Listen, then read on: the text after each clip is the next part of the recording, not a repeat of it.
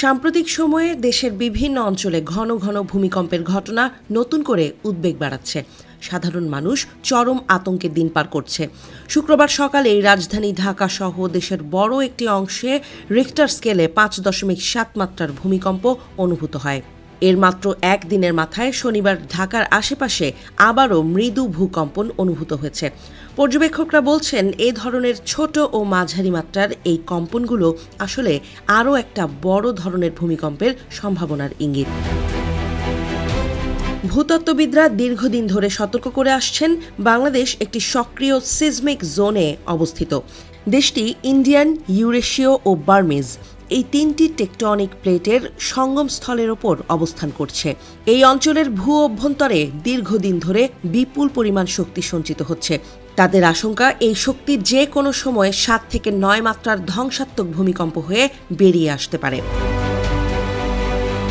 ভূমিকম্প বিশেষজ্ঞরা বলছেন, সিলেট থেকে কক্সবাজার অঞ্চলের নিচে বর্তমানে 8.2 থেকে 9 মাত্রার ভূমিকম্প হওয়ার মতো শক্তি জমা আছে। তাদের দাবি, এই অঞ্চলে একটি বড় লকড জোন তৈরি হয়েছে, যেখানে প্লেটগুলো আটকে আছে। 800 থেকে 1000 বছর আগে এখানে বড় ভূমিকম্প হয়েছিল।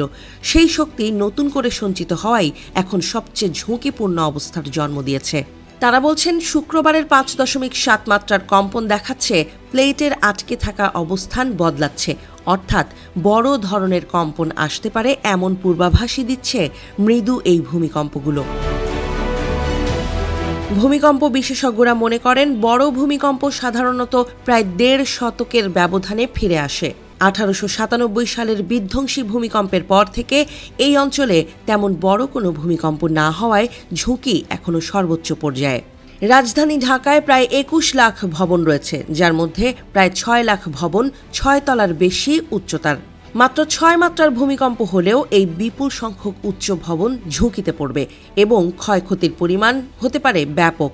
রানা প্লাজা ধসের পর কিছু ভবনে পরীক্ষা নিরীক্ষা শুরু হলেও ঢাকার সব ভবন কি জাতীয় নির্মাণ বিধি মেনে তৈরি হয়েছে তা নিশ্চিত করা হয়নি বলেই উদ্বেগ প্রকাশ করেন।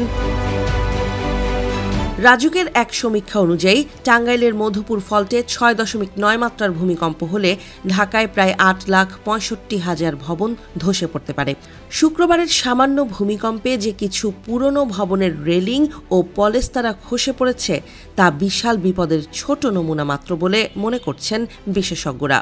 এদিকে ডাউকি ফল্ট, মধুপুর ফল্ট এবং চট্টগ্রাম অঞ্চলের টেকটনিক গতিবিধি দেশজুড়ে 7.5 থেকে 8 মাত্রার ভূমিকম্পের ঝুঁকি বহুগুণ বাড়িয়ে দিয়েছে।